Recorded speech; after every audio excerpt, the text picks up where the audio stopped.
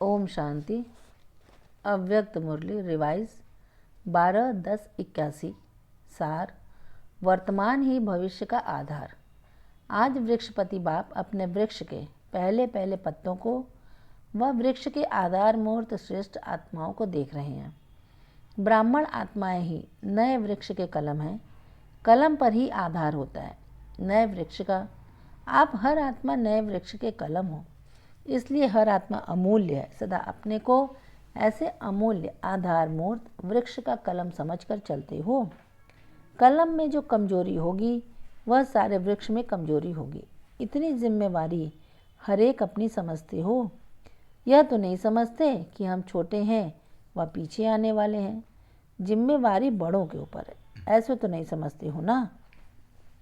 जब वर्षा लेने में नया, चाहे छोटा चाहे बड़ा, हर एक अपने को पूरा अधिकारी समझते हो।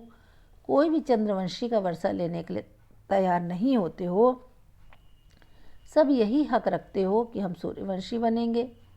साथ साथ संगम युग की प्राप्ति के ऊपर बाप के ऊपर अपना पूरा हक लगाते हो। यही बोलते हो कि पहले हम छोटों का बाप है। छोटों पर ज़्यादा स्नेह है बाप का, इसीलिए हमारा ही बाबा है। पहले हमको सब अधिकार होना चाहिए। स्नेह से अपने अधिकार का वर्णन करते हो तो जैसे बाप के ऊपर प्राप्ति के ऊपर अपना अधिकार समझते हो, वैसे जिम्मेवारी में भी छोटे बड़े सब अधिकारी हो, सब साथी हो। तो इतनी जिम्मेवारी के अधिकारी समझ करके चलो। स्व परिवर्तन विश्व परिवर्तन दोनों के जिम्मेवारी के ताजधारी सो विश्व के राज्य के ताज अधिकारी होंगे। संगम युगी ताजधारी सो भविष्य के ताजधारी। वर्तमान नहीं तो भविष्य नहीं। वर्तमान ही भविष्य का आधार है। चेक करो और नॉलेज के दर्पण में दोनों स्वरूप देखो। संगम युगी ब्राह्मण और भविष्य देव पदधारी दोनों रूप देखो और फिर दोनों में चेक करो। ब्राह्मण जीवन में डबल ताज है व सिंगल ताज है। एक है पवित्रता का ताज, दूसरा है प्रैक्टिकल जीवन में पढ़ाई और सेवा का।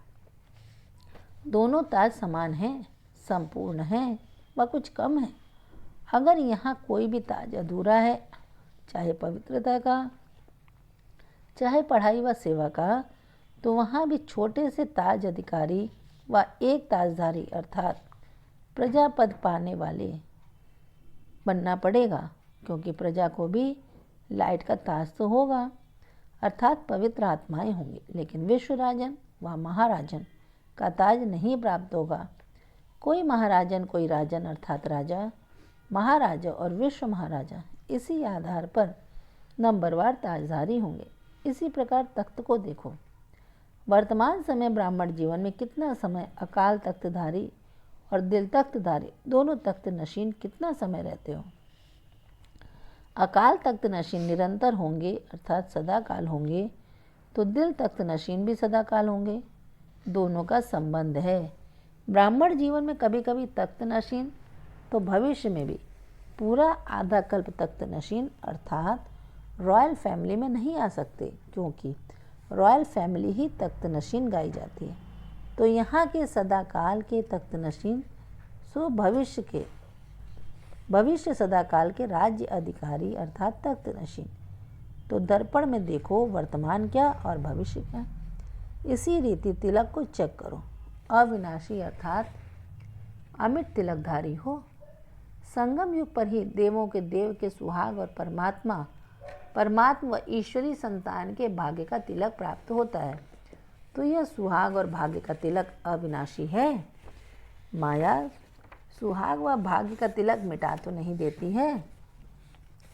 यहाँ के सुहाग भाग्य के सदा तिलकधारी सो भविष्य के सदा राज्य तिलकधारी। हर जन्म में राज्य तिलक का उत्सव होगा। राजा के साथ रॉयल फैमिली का भी तिलक दिवस मनाया जाता है। वहाँ के हर जन्म के राज तिलक का उत्सव और यहाँ ब्राह्मण जीवन में सदा बाप से मिलन मेले का, स्वयं की सदा चढ़ती कला का, हर प्रकार की सेवा का अर्थात तन मन धन जन सब की सेवा का सदा उत्साह और उमंग होगा। तो अब का उत्साह और भविष्य का उत्सव होगा। इसी प्रकार तन मन धन का संबंध है।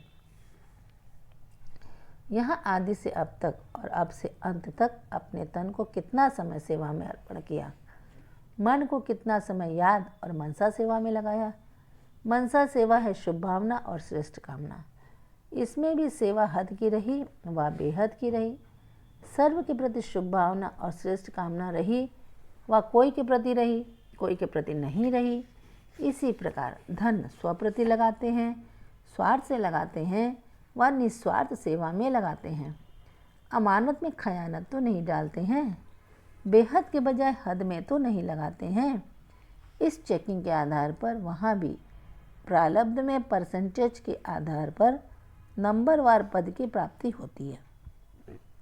सब में फुल परसेंट तो फुल समय और फुल प्रारब्ध, नहीं तो स्टेटस में और समय में अंतर हो जाता है।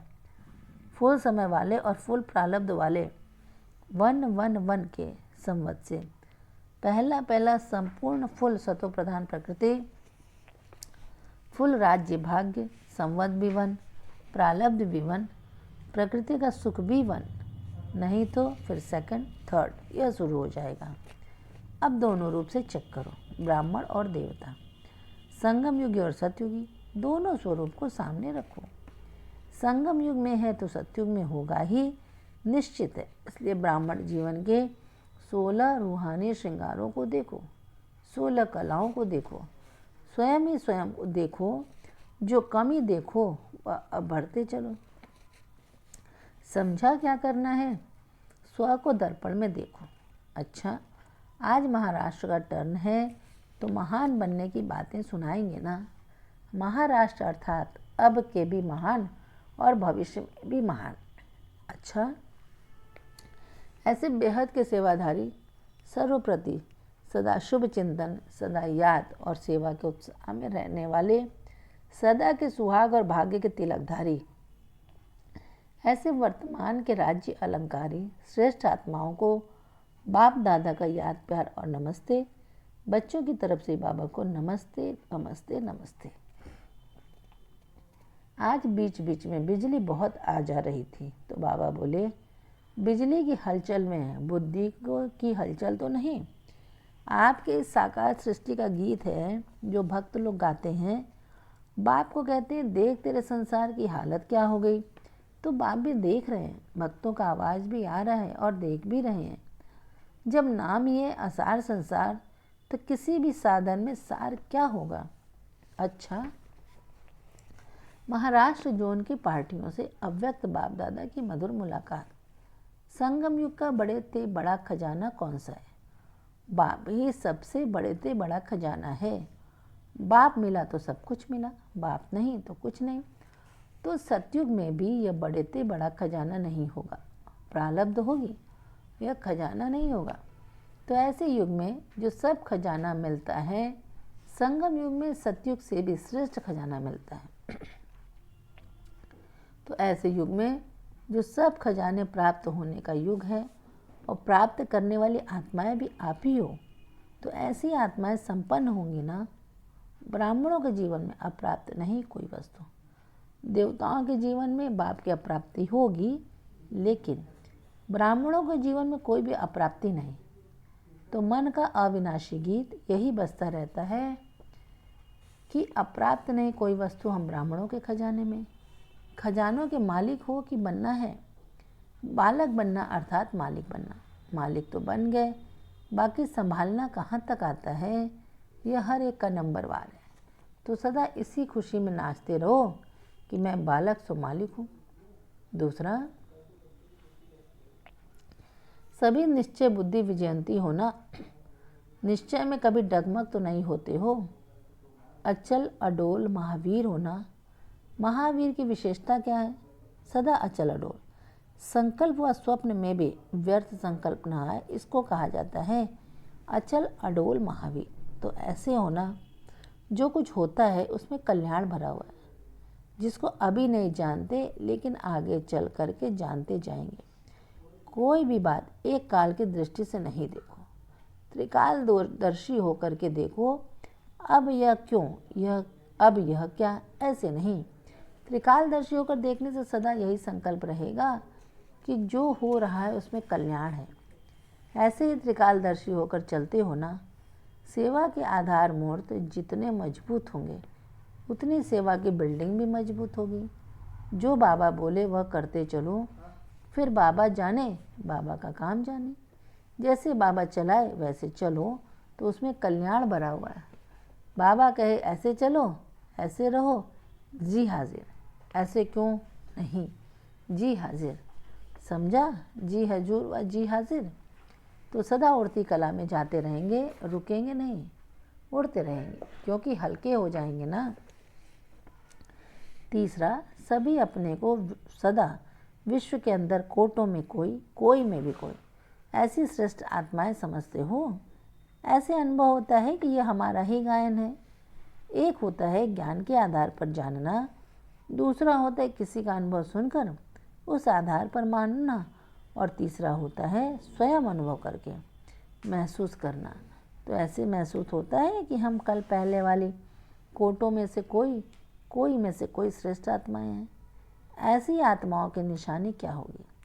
ऐसी श्रेष्ठ आत्माएं सदा बात क्षमा के पीछे परवाने बन फिदा होने वाली होंगी, चक्कर लगाने वाली नहीं। आए चक्कर लगाया, थोड़ी सी प्राप्ति की, ऐसे नहीं, लेकिन फिदा होना अर्थात मर जाना। ऐसे जल मरने वाले परवाने होना। जलना ही बाप का बनना है। जो जलता है वही बनता है। जलना अर्थात परिवर्तन होना। अच्छा, सदा हर परिस्थिति में एक रस स्थिति रहे, उसका सहज साधन क्या है? क्योंकि सभी का लक्ष्य एक है। जैसे एक बाप, एक घर, एक ही राज्य होगा, ऐसे अभी भी एक रस स्थिति। लेकिन एक रस स्थिति में रहने का सहज साधन क्या मिला? एक शब्द बताओ। वह एक शब्द है ट्रस्टी। अगर ट्रस्टी बन जाते तो न्यारे और प्यारे होने से एक रस हो जाते। जब गृहस्थी हैं तो अनेक रस हैं। मेरा मेरा बहुत हो जाता है। कभी मेरा घर, कभी मेरा परिवार। गृहस्थीपन अर्थात अनेक रसों में भटकना। ट्रस्टीपन अर्थात एक रस। ट्रस्टी सदा हल्का और सदा चढ़ती कला में जाएगा। तो ये सारा ग्रुप ट्रस्टी ग्रुप है ना। जरा भी मेरापन है तो मेरा माना गृहस्थीपन। जहाँ मेरापन होगा वहाँ ममता होगी। ममता वाले को गृहस्थी कहेंगे, ट्रस्टी नहीं। गृहस्थी तो आधा कल्प रहे और गृहस्थीपन के जीवन में क्या प्राप्ति हुई उसका भी अनुभव किया। अब ट्रस्टी बनो। अगर थोड़ा भी गृहस्थीपन हो तो मधुबन में छोड़ कर जाना। जो दुख की लहर पैदा करने वाला हो उसे छोड़ कर जाना, और जो सुख देने वाला हो उसे लेकर जाना। अच्छा, मीठी दादी जी अम्बाला मेले में जाने की छुट्टी बाप दादा से ले रही हैं। बाप दादा बोले, बाप दादा अनेक बच्चों की खुशी देखकर खुश होते हैं।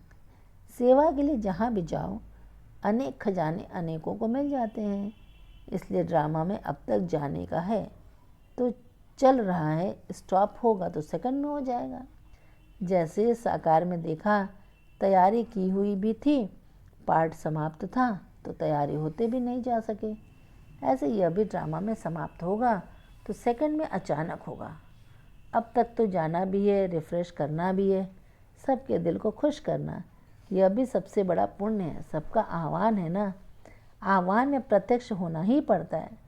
जड़ चित्रों का भी आह्वान करते हैं तो उसमें भी जान अनुभव होती है। तो ये आह्वान करना भी शुरू यहाँ से ही होता है। इसलिए सभी को याद प्यार देते हुए यही कहना कि अभी वाचा के साथ साथ संकल्प शक्ति की सेवा, जो ही अंतिम पावरफुल सेवा है वह भी करो।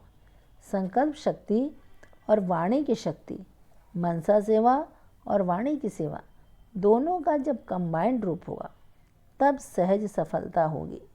सिंगल से सिंगल रिजल्ट है, कंबाइंड सेवा से दुगनी रिजल्ट होगी।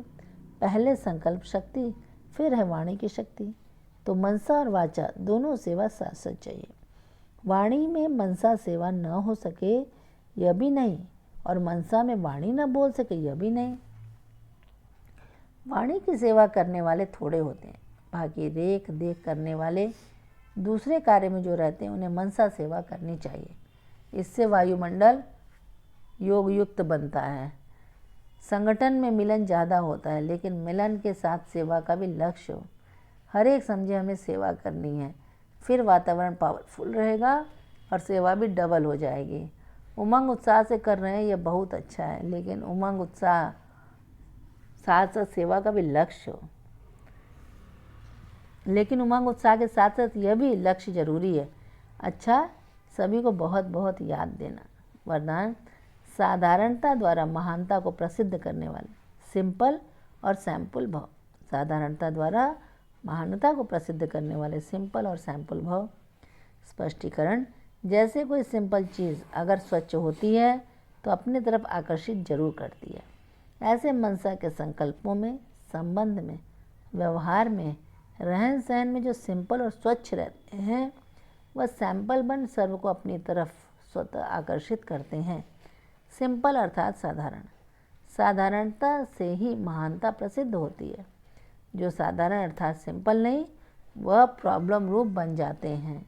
स्लोगन, दिल से कहो मेरा बाबा तो माया की बेहोशी से बंद आंखें खुल जाएंगी। दिल से कहो मेरा बाबा तो माया की बेहोशी से बंद आंखें खुल जाएंगी। अच्छा, ओम शांति।